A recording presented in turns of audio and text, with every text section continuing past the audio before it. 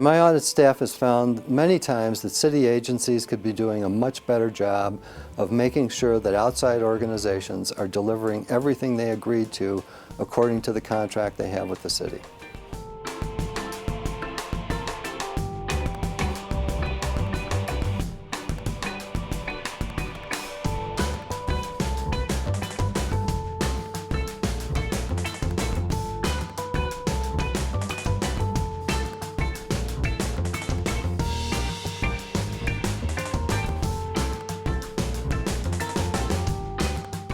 Every year we do a risk assessment of city agencies to identify where risks might be likely to happen and where the impact might be the biggest. When we see the same issues occurring over and over, we are more likely to consider conducting an audit in that area.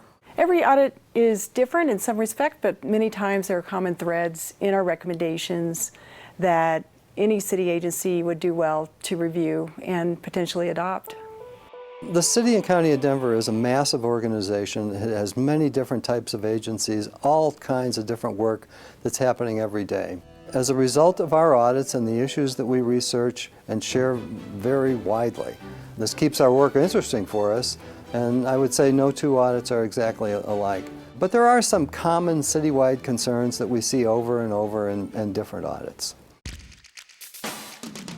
One example of a recurring recommendation is the need for better oversight of third-party contracts. My audit staff has found many times where city agencies could be doing a better job. One example of this, we audited vendors at Willis Case Golf Course. We audited the vendor at the Buffalo Bill Museum. And we found that Parks and Recreation is really not monitoring these contracts as closely as they could to make sure that Denver is getting the right amount of revenue and was returned to the city. Our auditors found that the vendors were not keeping track of daily receipts correctly. There were opportunities for errors between what was actually sold and actually what went into the bank. Certainly things like segregation of duties could be better in organizations like that, but they do have a limited amount of staff, so I can understand that. The dollar amounts weren't high, but this really is indicative of a larger problem in parks where contractors have not been monitored as aggressively as they could be. I think another example of where city agencies could be monitoring third-party vendors better is the Westin Hotel at Denver International Airport. Denver International Airport takes in over $50 million a year from the Westin Hotel. We were not able to get access to the books and records at the Westin Hotel, as we should under city law, as we should be able to under the contract that Westin signed with the City and County of Denver.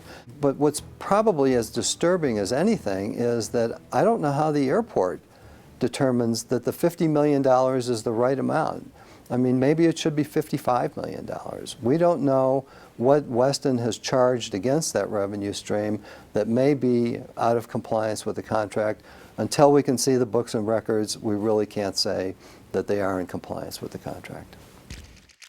I think another example where contract monitoring is important, as everybody is aware, there's a lot of capital construction projects going on in Denver, certainly at the airport, the bond issue, the National Western Center, the Convention Center, the Denver Center for the Performing Arts. And one thing we're going to be doing is taking a look at compliance with those construction contracts to make sure that the contractor has delivered what they were supposed to deliver to the City and County of Denver. So we have looked at one particular construction contract. The company was called Halcyon, and they are subcontractors to the City and County of Denver. We identified instances where the monitoring and the documentation of work performed by subcontractors was either weak or didn't exist at all. We're going to continue to do these construction contracts in the future, certainly as the construction cycle ramps up. And it's important for city agencies to monitor third-party contracts to make sure that Denver is getting what it bargained for.